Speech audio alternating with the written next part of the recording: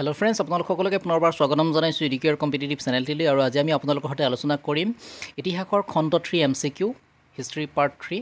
ইয়াৰ আগতে আমি part 1 and 2 discuss কৰিছোঁ। যদি আপোনালোকে চোৱা নাই, ডেছক্ৰিপশ্যনত লিংক দিয়া আছে, লিংকত গৈ চাই ল'ব পাৰিব। আহক তেতিয়াহ'লে আৰম্ভ কৰোঁ।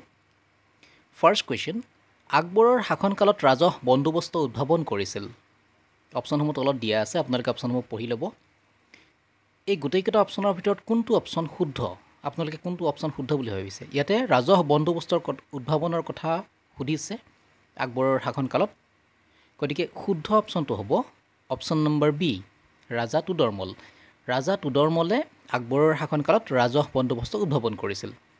আৰু এই ৰাজা তোডৰমল আছিলে আকবৰৰ ৰাজসভাৰ মুখ্য বিত্তমন্ত্ৰী, অৰ্থাৎ chief finance minister of Akbar's court. মনত ৰাখিব, he was a chief finance minister of Akbar's court. আৰু তেওঁ এই ৰাজহ বন্দোবস্তৰ লগতে আন বহু ধৰণৰ ৰেভিনিউ যি ছিষ্টেম আছিলে এইটো ইণ্ট্ৰডিউচ কৰিছিল। আহিছোঁ কুৱেশ্যন নম্বৰ 2লৈকে। কোনজন মোগল শাসকক জিন্দা পীৰ বা জীৱন্ত ধৰ্মগুৰু বোলা হয়? পীৰ মানে হৈছে ধৰ্মগুৰু বা সন্ত। অপশ্যনসমূহ তলত দিয়া আছে, আপোনালোকে অপশ্যনসমূহ পঢ়ি ল'ব। এই গোটেইকেইটা অপশ্যনৰ ভিতৰত কোনটো অপশ্যন শুদ্ধ বুলি আপোনালোকে ভাবিছে? শুদ্ধ অপশ্যনটো হৈছে অপশ্যন নম্বৰ চি, ঔৰংগজেব। ঔৰংগজেবক গোটেই যিমান মোগল শাসক আছিলে সেই মোগল শাসকবিলাকৰ ভিতৰত জিন্দা পীৰ বা জীৱন্ত ধৰ্মগুৰু বোলা হৈছিলে। আকবৰ আছিলে শ্ৰেষ্ঠ মোগল সম্ৰাট। মোগল সম্ৰাটসকলৰ ভিতৰত আকবৰ আছিলে শ্ৰেষ্ঠ মোগল সম্ৰাট। আৰু জাহাংগীৰ আছিলে ন্যায়ৰ ৰজা, কিং অফ জাষ্টিছ বুলি কোৱা হৈছিলে জাহাংগীৰক। আৰু পেইণ্টিঙৰ ওপৰত আগ্ৰহী আছিলে জাহাংগীৰ, পেইণ্টিঙৰ ওপৰত আগ্ৰহী আছিলে। শ্বাহজাহান আছিলে স্থাপত্য কলাত বেছি গুৰুত্ব দিছিলে, যিহেতু তেওঁ তাজমহল, লালকিল্লা এইসমূহ যিবিলাক দুৰ্গ আছিলে বা যিবিলাক ফৰ্ট আছিলে ফৰ্টবিলাক তেওঁ নিৰ্মাণ কৰিছিল। ঠিক আছে বন্ধুসকল, আহিছোঁ কুৱেশ্যন নম্বৰ 3লৈকে। হুমায়ুনে ভাৰতৰ পৰা পলাবলগীয়া হৈছিল কোনখন যুদ্ধত পৰাস্ত হৈ? হুমায়ুনে দুখন যুদ্ধ কৰিছিল। সেই দুখন যুদ্ধৰ ভিতৰত 2 নম্বৰ যুদ্ধখনত পৰাস্ত হৈ তেওঁ ভাৰতৰ পৰা ইৰাণলৈ পলাবলগীয়া হৈছিল। অপশ্যনসমূহ তলত দিয়া আছে, অপশ্যনসমূহ আপোনালোকে পঢ়ি ল'ব। এই গোটেইকেইটা অপশ্যনৰ ভিতৰত শুদ্ধ অপশ্যনটো হৈছে অপশ্যন নম্বৰ ডি, কনৌজৰ যুদ্ধ। কনৌজৰ যুদ্ধখন হৈছিলে 1540 খ্ৰীষ্টাব্দত। আৰু যিখন চাওচা যুদ্ধ আছিলে সেই চাওচা যুদ্ধখন হৈছিলে 1539 খ্ৰীষ্টাব্দত। 1540 খ্ৰীষ্টাব্দৰ যিখন কনৌজৰ যুদ্ধ আছিলে সেই কনৌজৰ যুদ্ধখনত শ্বেৰশ্বাহ ছুৰীৰ লগত তেওঁ পৰাস্ত হৈছিল। আৰু 1539 খ্ৰীষ্টাব্দৰ যিখন চাওচাৰ যুদ্ধ আছিলে সেই যুদ্ধখনতো শ্বেৰশ্বাহ ছুৰীৰ হাততেই পৰাস্ত হৈছিল হুমায়ুন। আৰু এই কথাটো মন কৰিব যে হুমায়ুন আছিলে বাবৰৰ পুতেক, আৰু বাবৰৰ পুতেক হোৱা সত্ত্বেও তেওঁ এজন মোগল শাসক আছিলে যিয়ে শ্বেৰশ্বাহ ছুৰীৰ হাতত পৰাস্ত হৈছিল। ঠিক আছে, আহিছোঁ কুৱেশ্যন নম্বৰ 4লৈকে। হুমায়ুন নামা হুমায়ুনৰ আত্মজীৱনীখন কোনে লিখিছিল? হুমায়ুন নামাখন হৈছে হুমায়ুনৰ আত্মজীৱনী। এইখন কোনে লিখিছিল? অপশ্যনসমূহ তলত দিয়া আছে, আপোনালোকে অপশ্যনসমূহ পঢ়ি ল'ব। এই গোটেইকেইটা অপশ্যনৰ ভিতৰত শুদ্ধ অপশ্যনটো হৈছে option number C, Gulbadan Begum. Gulbadan Begum আছিলে হুমায়ুনৰ ছিষ্টাৰ অথবা ভনী। আৰু এই হুমায়ুনৰ ভনী গুলবদন বেগমেই হুমায়ুন নামাখন ৰচনা কৰিছিল। ইয়াত কৈছে যে হুমায়ুন ৱাজ ছন অফ বাবৰ, আৰু তেওঁ কেতিয়াৰ পৰা শাসন আৰম্ভ কৰিছিল? 1530 খ্ৰীষ্টাব্দৰ পৰা 1540 খ্ৰীষ্টাব্দলৈকে হুমায়ুনে শাসন কৰিছিল। And after date from 1555 to 56, মানে 1555 খ্ৰীষ্টাব্দৰ পৰা 1556 খ্ৰীষ্টাব্দলৈকে পুনৰ হুমায়ুনে শাসন কৰিছিল। শ্বেৰশ্বাহ ছুৰীৰ পুতেকক যুদ্ধত হৰুৱাই পুনৰ 1555 পৰা 1556লৈ শাসন আৰম্ভ কৰিছিল। কুৱেশ্যন নম্বৰ 5, মানচাবদাৰ প্ৰথাত ভাত্তাটোক কোৱা হৈছিল? ভাত্তা অথবা ইয়াতে চেলেৰি বুলি কোৱা হৈছে। যিটো মানচাবদাৰ ছিষ্টেম আছিলে সেই মানচাবদাৰ ছিষ্টেমত যিটো চেলেৰি আছিলে সেই চেলেৰিটোক কি বুলি কোৱা হৈছিল? অপশ্যনসমূহ তলত দিয়া আছে, আপোনালোকে অপশ্যনসমূহ পঢ়ি ল'ব। এই গোটেইকেইটা অপশ্যনৰ ভিতৰত শুদ্ধ অপশ্যনটো কোনটো? শুদ্ধ অপশ্যনটো হৈছে অপশ্যন নম্বৰ বি, জাগি। জাগি আছিলে মানচাবদাৰ ছিষ্টেমৰ ভিতৰত যিটো চেলেৰি সেই চেলেৰিটোক কোৱা হৈছিলে জাগি বুলি।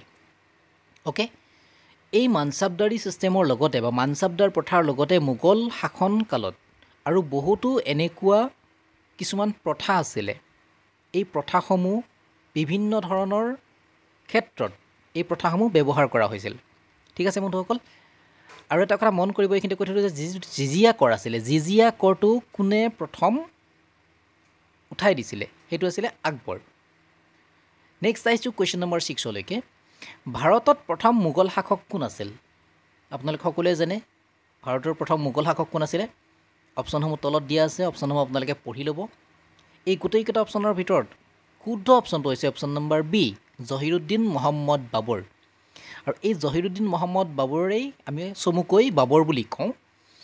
এই বাবৰে প্ৰথম ভাৰতত শাসন কৰা মোগল শাসক আছিলে আৰু তেওঁ চেংগিজ খান আৰু তাইমুৰ, মাদাৰৰ ফালৰ পৰা আছিলে চেংগিজ খান আৰু ফাদাৰৰ ফালৰ পৰা আছিলে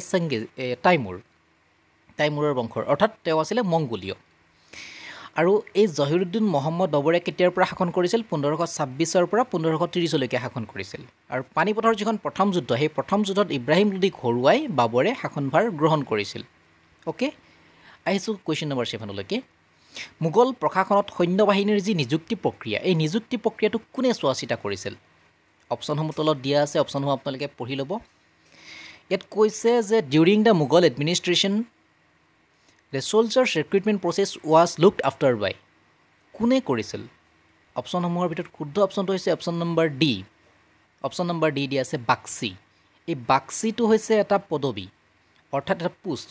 এই পোষ্টত যিজন মানুহ থাকিব সেই মানুহজনেই মোগল প্ৰশাসনৰ যিটো চলজাৰ্ছ ৰিক্ৰুইটমেণ্ট প্ৰচেছ থাকিব বা যিটো সৈন্যবাহিনীৰ নিযুক্তিৰ প্ৰক্ৰিয়া থাকিব, সেই প্ৰক্ৰিয়াটো চোৱা চিতা কৰিব। ইয়াত দিয়া আছে ৱাজিৰ, কোটৱাল, দিৱান, এই সকলোবিলাক একো একোটা মোগল প্ৰশাসন বা মোগল শাসনৰ সময়ৰ একো একোটা পোষ্ট বা পদবী।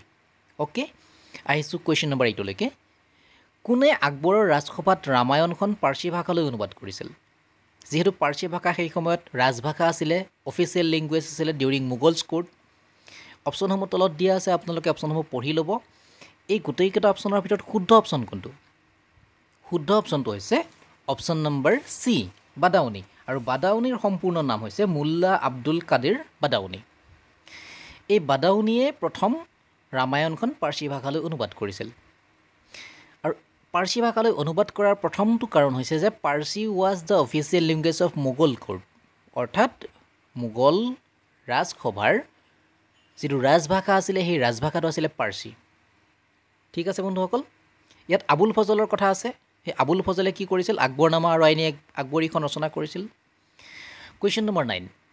কোনজন মোগল শাসকে ৰাজধানী আগ্ৰাৰ পৰা দিল্লীলৈ স্থানান্তৰ কৰিছিল? যিহেতু আমি সকলোৱে জানো যে মোগল শাসকসকলৰ যি ৰাজধানী বা কেপিটেল ৱাজ আগ্ৰা। আগ্ৰা তেওঁলোকৰ ৰাজধানী আছিলে। গতিকে কোনে স্থানান্তৰ কৰিছিল, কোনে ট্ৰেন্সফাৰ কৰিছিল আগ্ৰাৰ পৰা দিল্লীলৈকে? অপশ্যনসমূহ তলত দিয়া আছে, অপশ্যনসমূহ আপোনালোকে পঢ়ি ল'ব। এই গোটেইকেইটা অপশ্যনৰ ভিতৰত শুদ্ধ অপশ্যনটো হৈছে অপশ্যন নম্বৰ এ, শ্বাহজাহান। শ্বাহজাহানে প্ৰথম মোগল শাসক যিয়ে ৰাজধানীখন আগ্ৰাৰ পৰা দিল্লীলৈ স্থানান্তৰ কৰিছিল। আৰু ইয়াতে বাহাদুৰ শ্বাহ দিয়া আছে। এই বাহাদুৰ শ্বাহ হৈছে মোগল শাসকসকলৰ একেবাৰে শেষৰজন সম্ৰাট। তেওঁ মোগল শাসকসকলৰ শেষৰজন সম্ৰাট আছিলে বাহাদুৰ শ্বাহ জাফৰ। ঠিক আছে, ইয়াত কোৱা হৈছে যে তাজমহল, লালকিল্লা এই সকলোবিলাক নিৰ্মাণ কৰিছিল শ্বাহজাহানে। আৰু এই সকলোবিলাকৰ ভিতৰত তাজমহল নিৰ্মাণ কৰিছিল মমতাজ মহলৰ স্মৃতিত, যিহেতু মমতাজ মহল তেওঁৰ পত্নী আছিলে। Question number 10। 1540 খ্ৰীষ্টাব্দত কোনে নতুন দিল্লীত পুৰণি কিল্লা নিৰ্মাণ কৰিছিল? অপশ্যনসমূহ তলত দিয়া আছে, অপশ্যনসমূহ আপোনালোকে পঢ়ি ল'ব। এই গোটেইকেইটা অপশ্যনৰ ভিতৰত শুদ্ধ অপশ্যন কোনটো? 1540 খ্ৰীষ্টাব্দত কৈছে, এইটো কুৱেশ্যনটো মন কৰিব। শুদ্ধ অপশ্যনটো হৈছে option number D, Sher Shah Suri. Sher Shah ছুৰীয়ে যিহেতু 1540 খ্ৰীষ্টাব্দত হুমায়ুনক আক্ৰমণ কৰিছিল বা হুমায়ুনক পৰাস্ত কৰিছিল, সেই শ্বেৰ শ্বাহ ছুৰীয়েই পুৰণি কিল্লা নতুন দিল্লীত নিৰ্মাণ কৰিছিল। আৰু হুমায়ুনক যেতিয়া পৰাস্ত কৰিছিল, হুমায়ুনক পৰাস্ত কৰোঁতে হুমায়ুনে ভাৰতৰ পৰা ইৰাণলৈ পলাবলগীয়া হৈছিল আৰু তাত তেওঁ 12 বছৰ কটাইছিল। আৰু এই শ্বেৰ শ্বাহ ছুৰী আছিলে ছুৰী ডাইনেষ্টি বা ছুৰী বংশৰ এজন ৰজা, যিয়ে মোগল শাসকসকলৰ এজন সম্ৰাটক পৰাস্ত কৰিছিল। ঠিক আছে বন্ধুসকল, আহিছোঁ কুৱেশ্যন নম্বৰ 11লৈকে। এই কুৱেশ্যনটো আপোনালোকৰ বাবে যে কাৰ শাসনকালত উইলিয়াম হকিংছে মোগলৰ ৰাজসভাত ব্যৱসায় বাণিজ্যৰ অধিকাৰ লাভ কৰিছিল? উইলিয়াম হকিংছৰ কথা কৈছে। অপশ্যনসমূহ তলত দিয়া আছে, অপশ্যনসমূহ আপোনালোকে পঢ়ি ল'ব। এই গোটেইকেইটা অপশ্যনৰ ভিতৰত যিটো অপশ্যনেই আপোনালোকে শুদ্ধ বুলি ভাবিছে সেই শুদ্ধ উত্তৰটো নিৰ্বাচন কৰি আপোনালোকে কমেণ্টত কমেণ্ট কৰি জনাব। আৰু লগতে আপোনালোকে ভিডিঅ'সমূহ চাই কেনে পালে সেইটো জনাবলৈ নাপাহৰিব আৰু যদি মোৰ ভিডিঅ'সমূহ আপোনালোকে ভাল পাইছে তেতিয়াহ'লে লাইক শ্বেয়াৰ আৰু ছাবস্ক্ৰাইব কৰিব লগতে নিজৰ বন্ধু বান্ধৱীৰ সৈতে শ্বেয়াৰ কৰিব আৰু ইকনমিক্সৰ ওপৰত সকলোবিলাক ভিডিঅ' পাবলৈ ডেছক্ৰিপশ্যনত লিংক দিয়া আছে লিংকত গৈ আপোনালোকে চাই ল'ব পাৰে লগতে হিষ্ট্ৰী MCQ আৰু পলিটিকেল চায়েন্সৰ MCQ সমূহো আমাৰ ডেছক্ৰিপশ্যনত লিংকত আপোনালোকে পাই যাব তেতিয়ালৈকে আহিছোঁ থেংক ইউ ছ' মাছ